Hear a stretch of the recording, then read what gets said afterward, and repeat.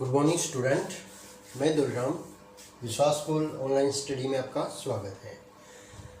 आज हम 10th class की फर्स्ट लेसन जियो का संसाधन और विकास, इसका जो भारत में भूमि का जो उपयोग के प्रारूप है, यानी भूमि का जो उपयोग है वो हम किन रूप में किस प्रकार हम करते हैं, इसके बारे में हम जानेंगे। इससे पहले हमने संसाधन और विकास में फर्स्ट 2 वीडियो में हमने संसाधन के बारे में पढ़ा था। इसके साथ संसाधन क्या क्या होता है और संसाधन के प्रकार क्या थे, उसका संरक्षण क्या था, जो भूमि का उपयोग है वो किस प्रकार होता है, या भूमि का जो उपयोग है वो किन भागों में किया गया। आज हम भारत में जो भूमि का उपयोग प्रारूप है उसकी चर्चा हम करेंगे। देखिए, जो भूमि का जो उपयोग है इसको निर्धारित करने वाले कई प्रकार के जो भौतिक कारक होते हैं। सबसे पहले जो भू उपयोग को निर्धारित करने वाले कारक होते हैं, इसमें क्या आता है, भू आकृति, यानी किसी भी क्षेत्र की जो भूमि है उसका जो सतल रूप है वो किस प्रकार का है, उसकी आकृति किस प्रकार की है, वो ऊंचावच है, समतल है या उबड़ खाबड़ है। ये जो क्षेत्र होते हैं वो भी क्या है, भूमि का जो उपयोग है, हम भूमि का जो प्रयोग है किस रूप में करते हैं। इसके साथ साथ वहाँ की जो है जलवायु, किसी भी क्षेत्र की जो जलवायु है वो भी क्या है, एक महत्वपूर्ण कारक है भूमि को उपयोग करने के लिए या भूमि का वहाँ पे जो है प्रयोग करने के लिए। मृदा यानी मिट्टी,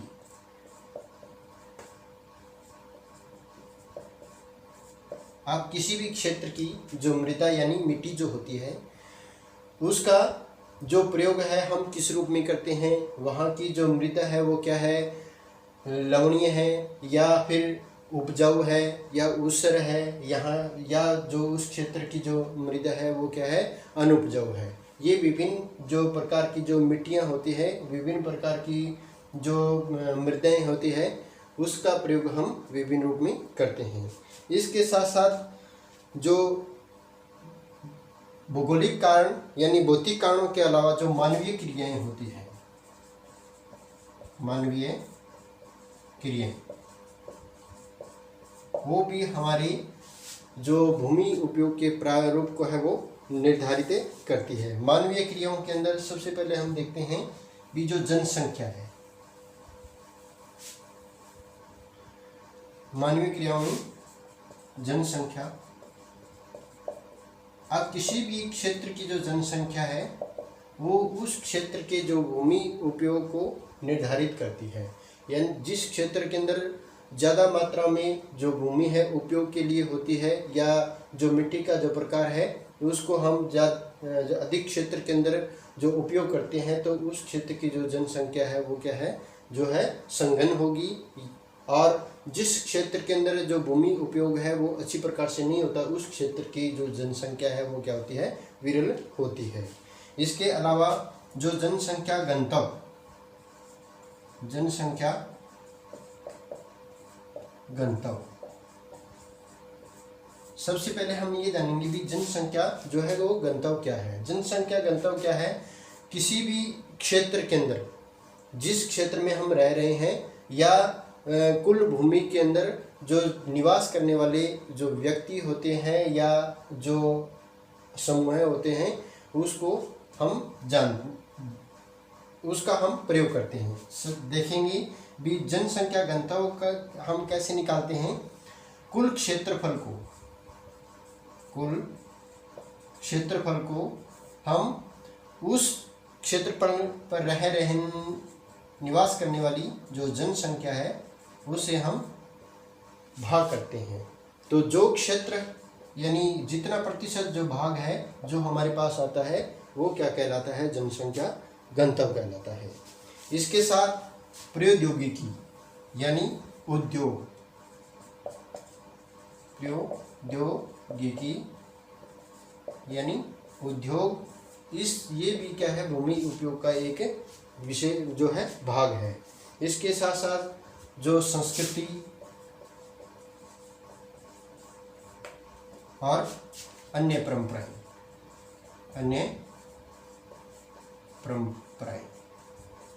ये भी क्या है, जो मानवीय क्रियाएं हैं जो किसी भी क्षेत्र के भूमि उपयोग को या भूमि के प्रारूप को निर्धारित करती है।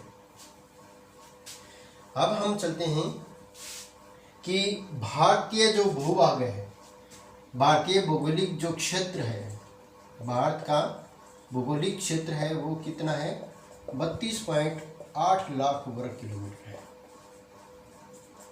32.8 लाख वर्ग किलोमीटर है।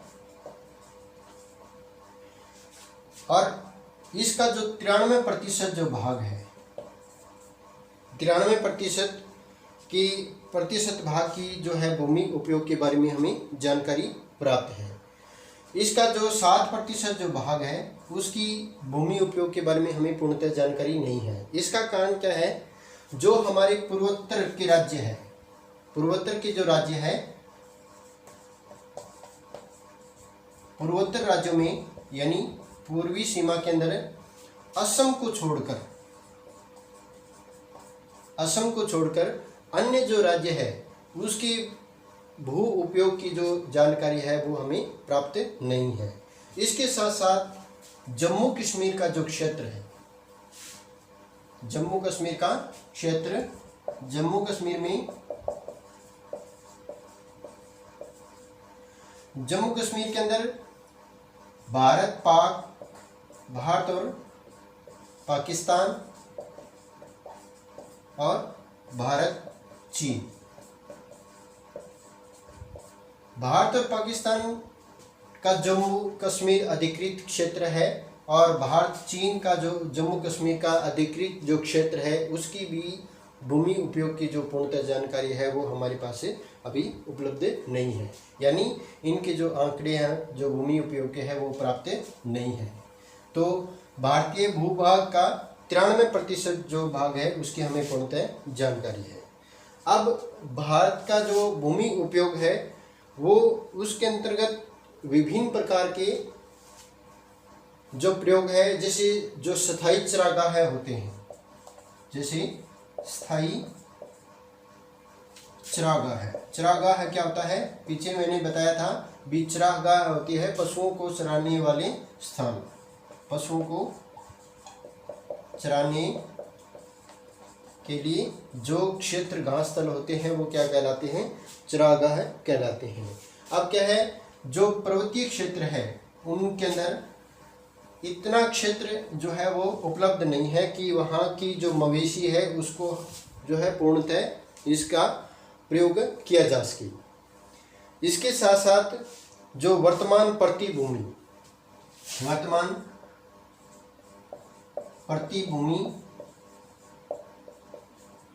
अब प्रतिभूमि क्या होती है, जो हमने पीछे पढ़ा था भी, जो बंजर भूमि होती है इसके साथ जो शुष्क जलवायु वाला जो क्षेत्र होता है या जो मरुस्थलीय भाग होते हैं या फिर चट्टानें होती हैं, वो क्या है, प्रतिभूमि होती है जिसका जो क्षेत्र है जो हम जो फसल को उपजाने के लिए प्रयोग नहीं कर सकते।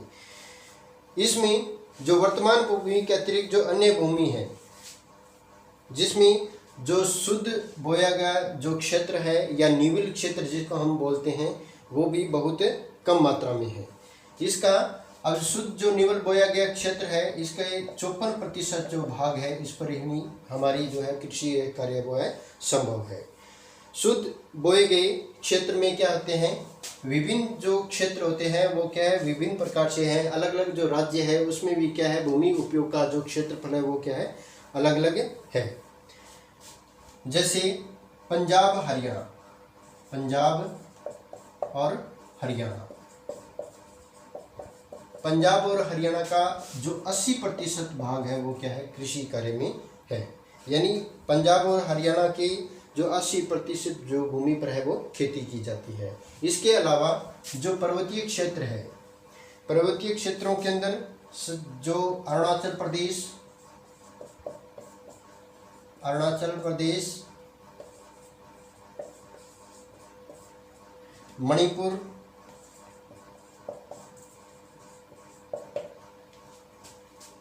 मिजोरम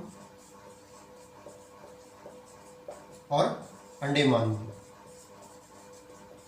निकोबार अब इन क्षेत्रों पर क्या है, जो बहुत ही कम पर जो क्षेत्र है वो क्या है, भूमि जो उपयोग के लिए होता है, यानी जो 10% जो भाग है इन क्षेत्रों का जो है भूमि उपयोग की जो प्रारूप है वो होता है। अब जो भूमि उपयोग का जो प्रारूप है उसको विभिन्न प्रकार की जो क्रियाएं होती हैं वो क्या है, प्रभावित करती है।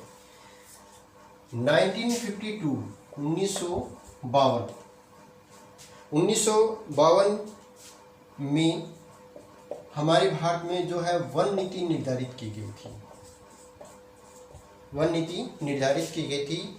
इस वन नीति के अंतर्गत 33% जो भाग है वो वन संरक्षण के लिए रखा गया था। वन संरक्षण के लिए रखा गया था। लेकिन ये जो 33% जो क्षेत्र है ये मानवीय क्रियाओं के कारण क्या है, इसका जो है वो लगातार दोहन होता गया, या मनुष्य ने अपनी आवश्यकताओं की पूर्ति के लिए क्या है, इसका अत्यधिक मात्रा में इसका प्रयोग किया। अब इस क्षेत्र का जो भू उपयोग के लिए, यानी जो एक तो जो पारिस्थितिक जो संतुलन है उसको बनाए रखने के लिए 33% जो भाग है वो जरूरी था। लेकिन जो मानवीय क्रियाएं हैं जिसके अंदर जो बंजर भूमि आती है, बंजर भूमि, और इसके अलावा जो गैर कृषि कार्य होते हैं, गैर कृषि कार्य, उसमें भी क्या है, अत्यधिक मात्रा में इनका प्रयोग किया गया। भूमि के अंदर जो चट्टानी क्षेत्र जो होते हैं, पृथ्वी में चट्टानी जो क्षेत्र होते हैं, सूखी भूमि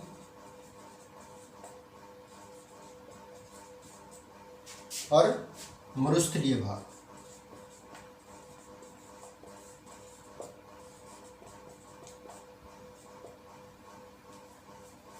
ये सभी क्या है, भूमि का ही एक प्रारूप है।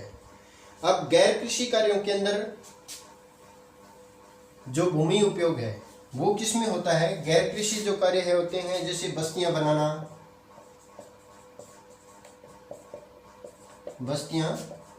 बनाना, इसके साथ साथ रेल लाइनें, सड़कें और इमारतें,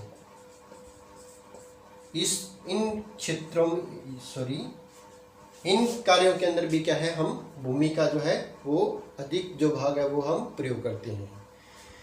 और क्या है, लंबे समय तक जो मानवीय जो क्रियाएं हैं इसके कारण क्या है, लगातार जो भूमि है वो क्या है, संरक्षण और उसकी जो प्रबंधन की जो अवहेलना होती है, इसके कारण जो भूमि का अपरदन हुआ या भूमि का जो उपयोग है वो भी काफ़ी प्रभावित किया है। और इन्हीं के कारण क्या है, जो हमारा समाज है और पर्यावरणीय जो परिस्थितियां हैं उस पर क्या है, गंभीर आपदाएं या इसका गंभीर जो परिणाम है वो देखने को मिलते हैं।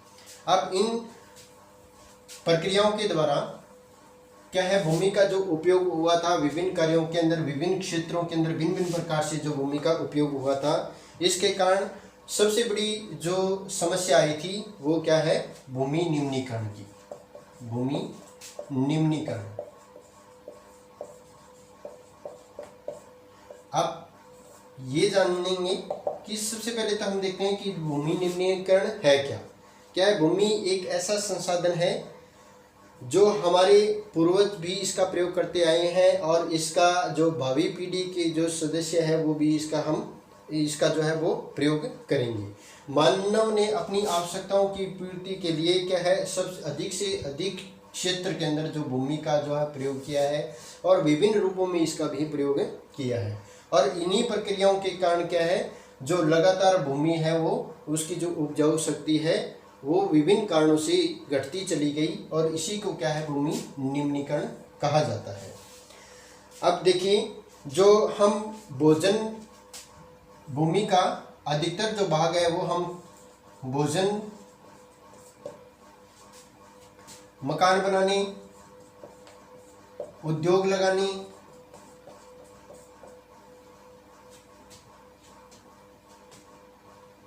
इन क्रियाओं के अंदर करते हैं। और इसका जो 95% जो भाग है वो हम इन्हीं से प्राप्त करते हैं। मानव जो कार्यकलाप है वो केवल न भूमि जो निम्नीकरण का प्रमुख कारण है, बल्कि जो है भूमि को नुकसान पहुंचाने के लिए भी क्या है, प्राकृतिक ताकतों को भी बल देता है। इसके साथ साथ जो भारत की 13 करोड़ हेक्टेयर भूमि है, 13 करोड़ हेक्टेयर भूमि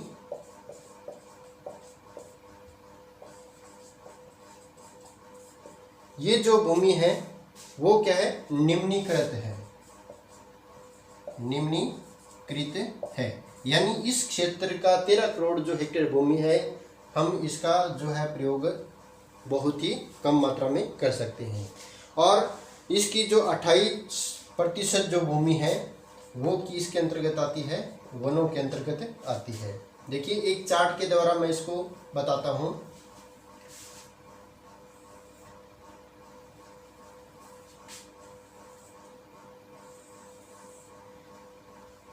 भूमि क्षेत्र में जो 58% जो भाग है,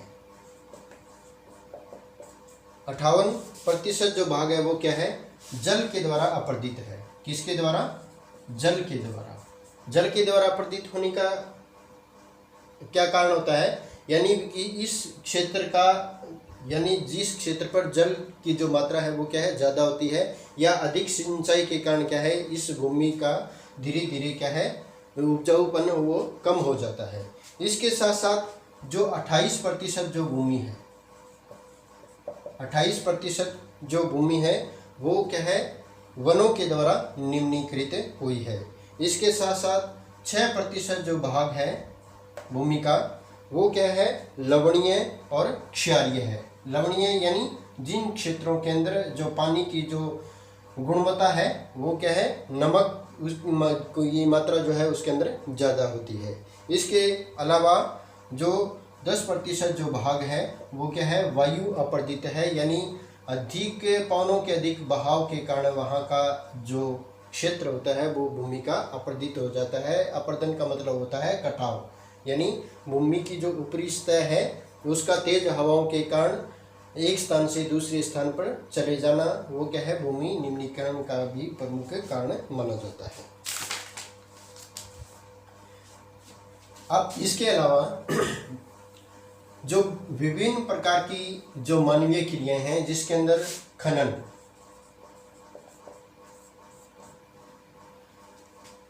क्या है, पृथ्वी के भूगर्भ से खनिज पदार्थों को निकालने के लिए विभिन्न प्रकार की जो मशीनों से जब भूमि की खुदाई की जाती है तो उसको हम क्या बोलते हैं, खनन कहते हैं। और जो खनन के दौरान क्या है, इसके जो मलबा होता है और जो खाद्यान्न होते हैं, यानी जो खाइयाँ होती है उसको क्या है, खुला छोड़ दिया जाता है, और उससे जो पदार्थ उत्सर्जित होते हैं वो क्या है, वायुमंडल में मिल जाते हैं, और जिसके कारण क्या है, वहाँ का जो पर्यावरणीय क्षेत्र जो होता है वो भी प्रभावित होता है। इसके अलावा खनन का जो भाग है, जैसे झारखंड, छत्तीसगढ़, मध्य प्रदेश,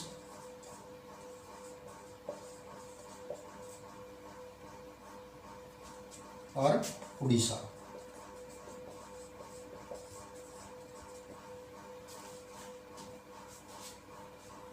इन राज्यों के अंदर क्या है, जो खनन के कारण अधिकतर जो भूमि है वो क्या है, वो नष्ट हुई है। और खनन के कारण सबसे जो ज़्यादा है वो वहाँ का क्या है, होता है वन उन्मूलन। वन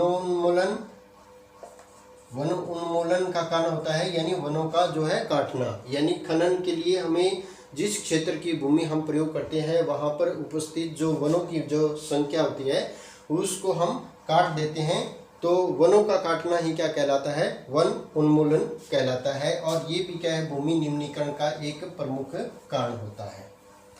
इसके साथ साथ गुजरात, राजस्थान, मध्य प्रदेश और महाराष्ट्र, इन क्षेत्रों में क्या है, अति पशुचारण, यानी पशुचारण बड़ी मात्रा में होता है, और जिसके कारण जो भूमि है वो अपर्दित हो जाती है और भूमि निम्नीकरण का जो है प्रमुख कारण बनती है। इसके अलावा जैसे पंजाब और हरियाणा यहाँ पे क्या है, अत्यधिक मात्रा में सिंचाई की जाती है और सिंचाई के कारण जो भूमि निम्नीकरण यानी जल आक्रांता की जो स्थिति है वो स्थिति पैदा हो जाती है। जल आक्रांता क्या होता है? जल क्रांता का मतलब क्या है? लंबे समय तक हम किसी भी क्षेत्र में अत्यधिक मात्रा में जल का जब हम प्रयोग करते हैं तो वहाँ पे भूमि के द्वारा जल को सोखने की जो क्षमता है वो क्या है, बिल्कुल कम हो जाती है और ऊपरी सतह का जो उपजाऊपन है वो खत्म हो जाता है या बहुत कम मात्रा में रह जाता है। तो वो भी क्या है, भूमि को निम्नीकरण का एक प्रमुख कारण है। इसके अलावा जो खाद्यान्न होते हैं और जो मृदा होती है उसमें खनन जब किया जाता है तो उस क्षेत्र में जो खनन के कारण क्या होती है, जो खनिज पदार्थ है जो निकाले जाते हैं, इससे क्या होते हैं, जो अपशिष्ट जो पदार्थ होते हैं या जो पत्थर हम निकालते हैं उसको पीसा जाता है। इसके साथ साथ जो मृदा से क्या है, बर्तन बनाने वाले जो उद्योग है, बर्तन बनाने के जो उद्योग है, उन बर्तन बनाने वाले उद्योगों में जब हम चट्टानों को पीसते हैं या विभिन्न प्रकार के जो खनिज पदार्थ है उसको पीसा जाता है तो उससे क्या है, जो धूल होती है वो वायुमंडल में मिल जाती है और वायुमंडल में मिलने के बाद वो जो भूमि की जो ऊपरी परत है उस पर जम जाती है और ऊपरी परत पर जमने के कारण वहाँ पर जो भूमि को जल सूखने की जो प्रक्रिया है वो क्या है, बहुत ही कम रह जाती है। यहाँ पे जो ऊपरी परत है वो क्या है, बिल्कुल नष्ट हो जाती है। ये भी क्या है, जो भूमि के अपर्दन यानी भूमि निम्नीकरण का एक प्रमुख कारण है। भूमि निम्नीकरण की इन समस्याओं के साथ साथ एक अन्य समस्या है, जो औद्योगिक जो क्षेत्र होते हैं इसके अंदर क्या होता है, जो अपशिष्ट पदार्थ होते हैं,